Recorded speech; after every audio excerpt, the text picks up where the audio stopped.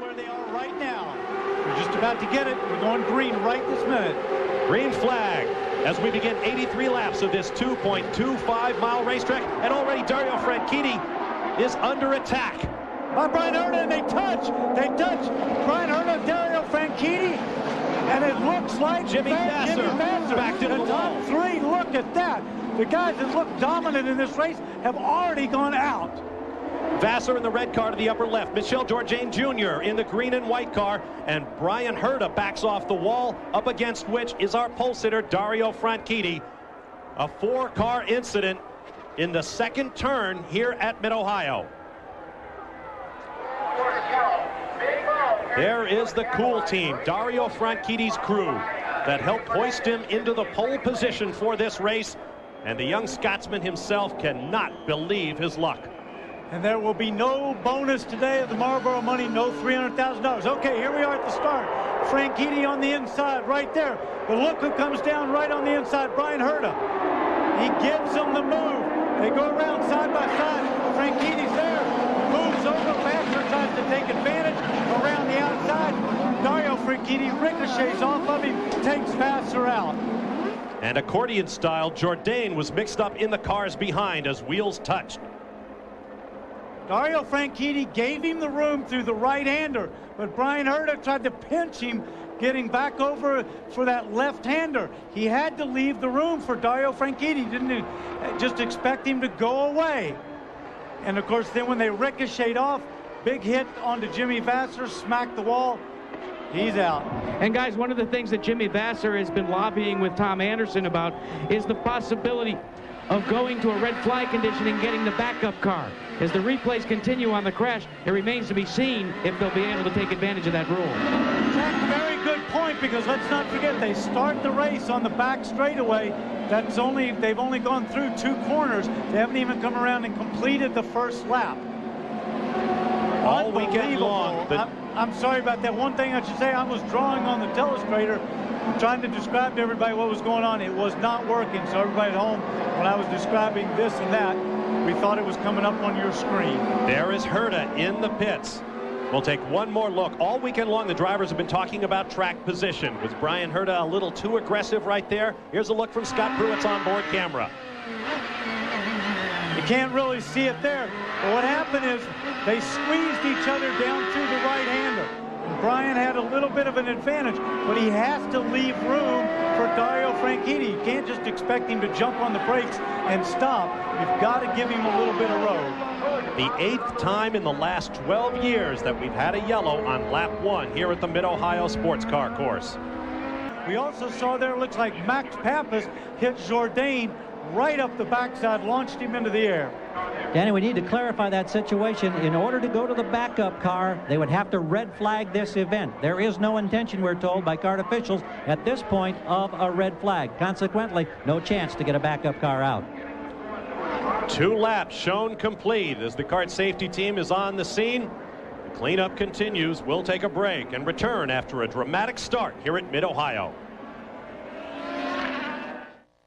Bryan Herta, tell me what happened. You know, I really have to look at the replay. I had a good start. I got on the inside of Dario, went through the corner, thought I had him cleared.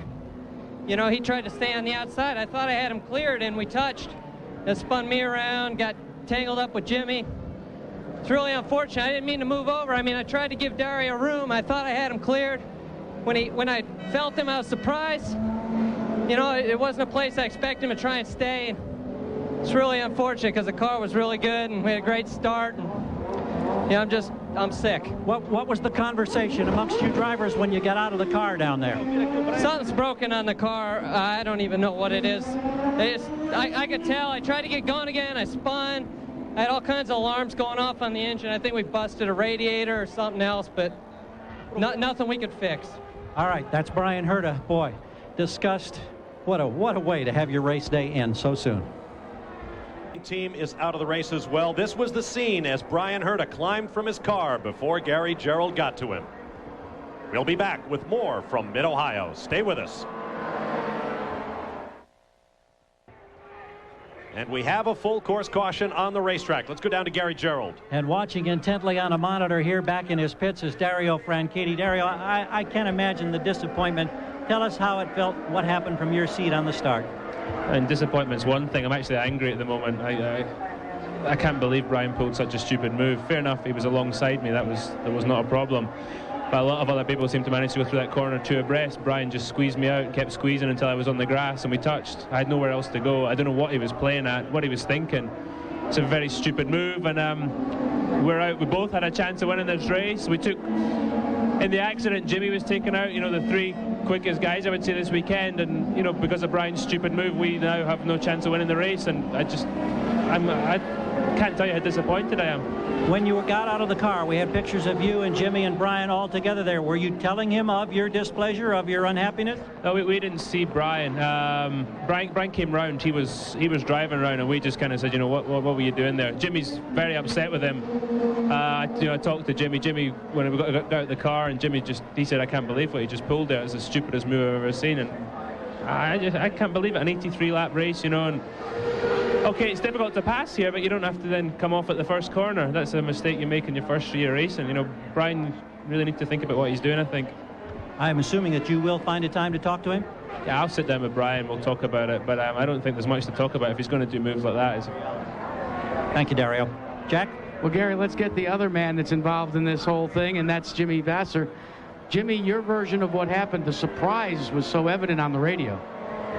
Yeah, well, I mean, Bryan Herta came down the inside way too fast and was slid across the front of Franchitti and kind of forced him off the track. And then I saw it happening, and I got as far to the right as I could and thought I was going to go around the outside, and they came together. And, you know, I thought I was by. Somebody clipped me in the back. And, you know, it's unfortunate to go out like that when you're trying to do all the right things and it's not your fault, and we need the points to catch up to Zanardi, but now here I am rooting for him. So, well, now Dario said that you had some words and things to say about about Bryan Herta's move. We want to give you the opportunity to say it yourself, put it into perspective.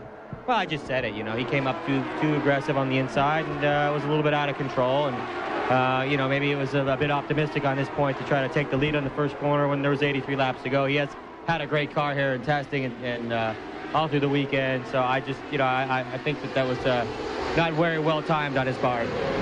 Back to green, and this is not where Jimmy Vasser wants to be.